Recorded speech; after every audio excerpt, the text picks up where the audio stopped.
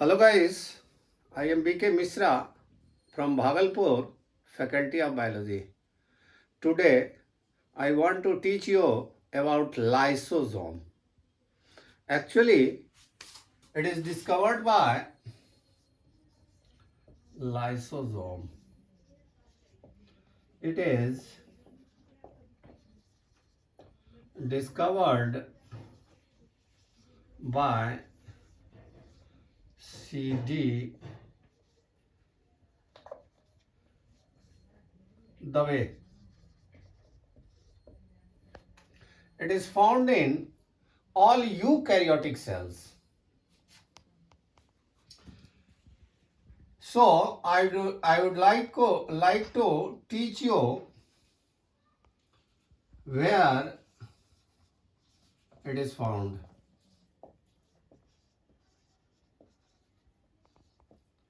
It is found in cytoplasm of all eukaryotic cell except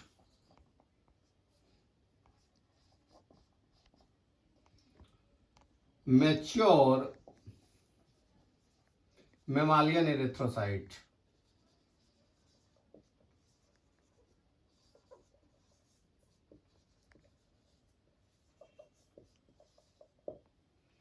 And absent in prokaryotic cell.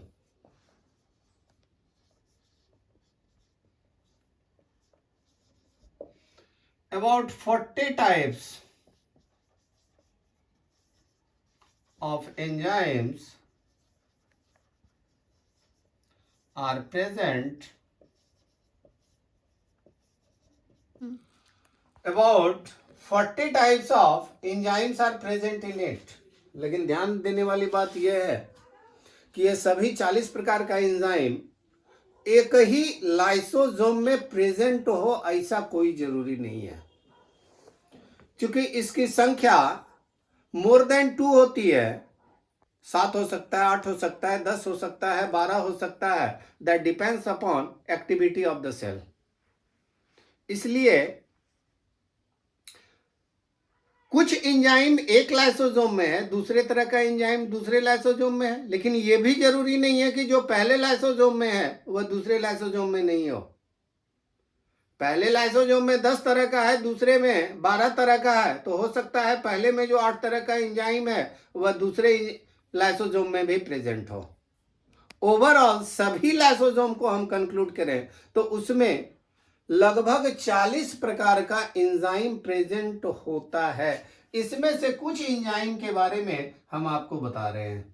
पहला है protease.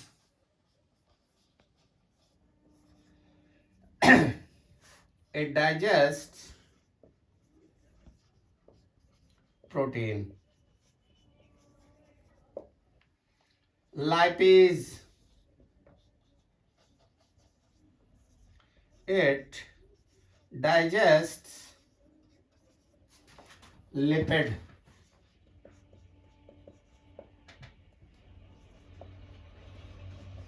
Phosphatase. It breaks phosphate compound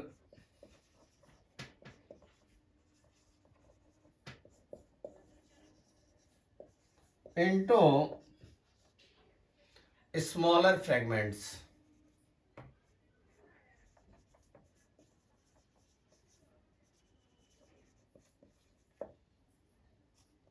Sulfatase. It breaks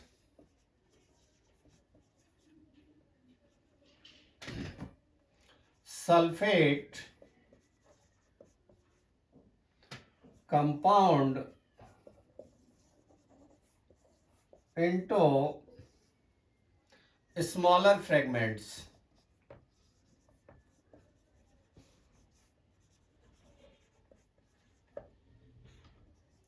nuclease, it digests nucleic acid into nitrogenous wastes, nitrogenous bases and pentose sugar.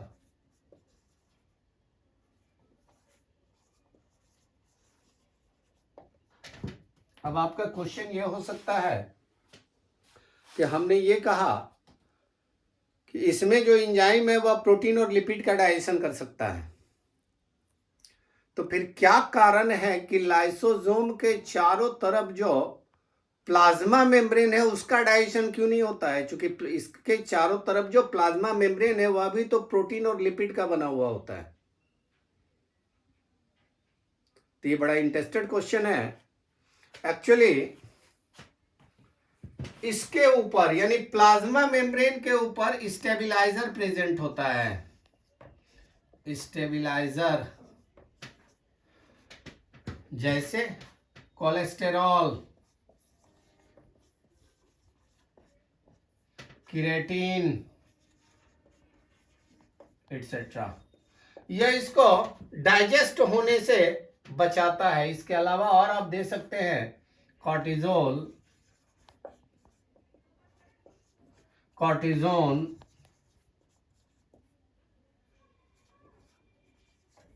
Etcetera.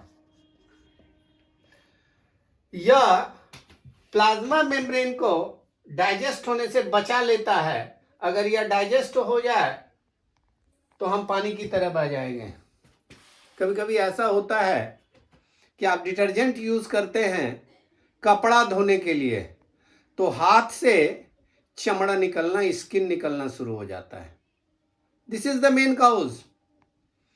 Actually detergent लेविलाइजर की तरह act करता है और यह लेविलाइजर activate करता है लाइसोसोम को और इसके प्लाज्मा मेम्ब्रेन को डाइजेस्ट कर जाता है और यह डेड सेल आपके हाथ से निकलना शुरू हो जाता है।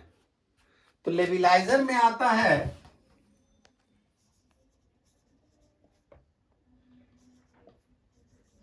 कि यह प्रमोट करता है प्लाज्मा मेम्ब्रेन के डाइजेशन को। इसमें आता है detergents, vitamin A, vitamin E and K, ultraviolet rays etcetera. This is the cause why lysosome is called suicidal bag. चूंकि अगर इसका लेविलाइजर एक्टिवेट हो गया तो पूरे के पूरे सेल को डाइजेस्ट कर जाएगा, यानी सुसाइड कर लेगा। यही कारण है कि इसे हम सुसाइडल बैग भी कहते हैं। अगर इसके हम टाइप्स को देखें तो पहला है प्राइमरी लाइसोसोम।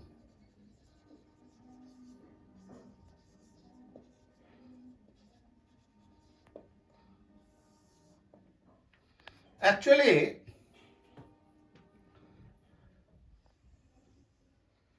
इंडोप्लाज्मिक रेटिकुलम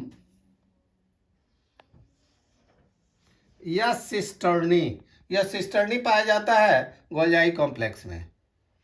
यह है इंडोप्लाज्मिक रेटिकुलम और यह है सिस्टर्नी। इसमें बडिंग होता है, तो दोनों में यह एंजाइम का सिंथेसिस करता है और यह स्टोर करता है। तो अगर बडिंग होगा तो कुछ मात्रा में एंजाइम इसमें भी जाएगा और यह बर्ड अलग जब हो जाता है और इसमें अगर एंजाइम हो तो इसी को हम प्राइमरी लाइसोसोम कहेंगे। हमारे सेल के अंदर इंडोसाइटोसिस होता है, सेकेंडरी लाइसोसोम। हमारे सेल के अंदर इंडोसाइटोसिस होता है।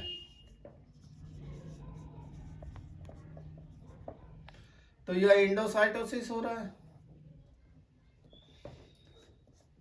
और अगर इससे प्राइमरी लाइसोसोम आकर फ्यूज कर जाए, प्राइमरी लाइसोसोम, तो यह सेकेंडरी लाइसोसोम का निर्माण करता है। तो इंडोसाइटोसिस में कोई बहुत ज्यादा मॉलिक्यूलर वेट वाला एंजाइम है, वह अगर सेल के अंदर आएगा तो प्लाज्मा मेम्ब्रेन के कांटेक्ट में आएगा। अब यह प्लाज्मा मेम्ब्रेन जिस जगह पर पॉइंट ऑफ कांटेक्ट है, वह अंदर की तरफ धंसता चला जाएगा और फाइनली यह अंदर आ जाएगा और इसका यह नेक आपस में जुड़ जाएगा। अब यह इससे अलग होकर सेल के अंदर चला आएगा। This process is called endocytosis. तीसरा इसका होता है साइटोलाइसोसोम।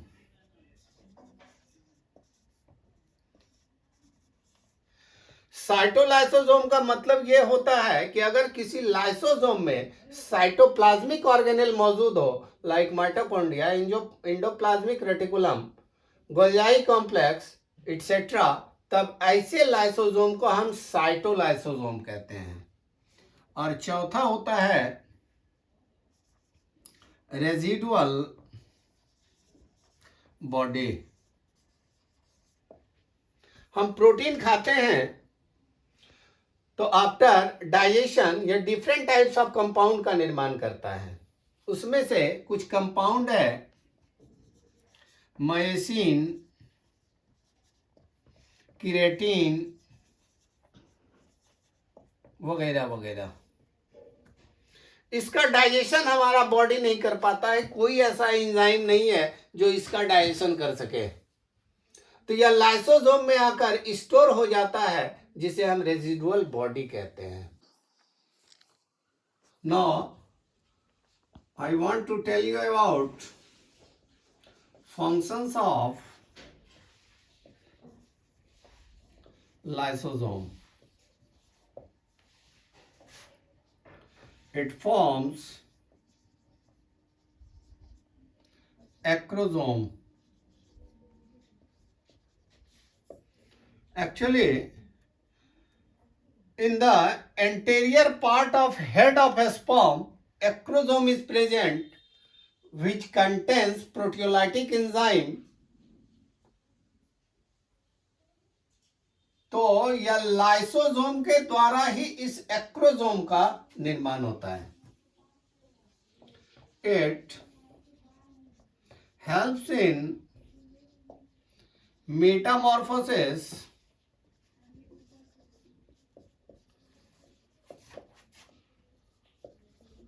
of larva into adult in amphibia. Actually amphibia में फर्टिलाइजेशन वाटर में होता है, और वाटर में ही लार्वा भी बनता है जो गिल के द्वारा सांस लेता है।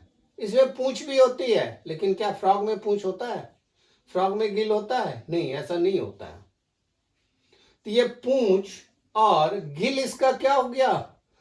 तो लाइसोसोम उसको डाइजेस्ट कर मेटामॉर्फोसिस के दौरान, यानी लार्वा से जब एडल्ट बन रहा होता है, तो उसे एनर्जी की आवश्यकता होती है, और यह पूंछ और गिल को डाइजेस्ट कर एनर्जी प्रोवाइड करता है।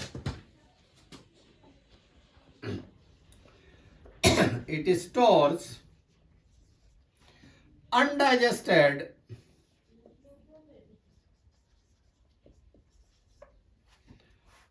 food particles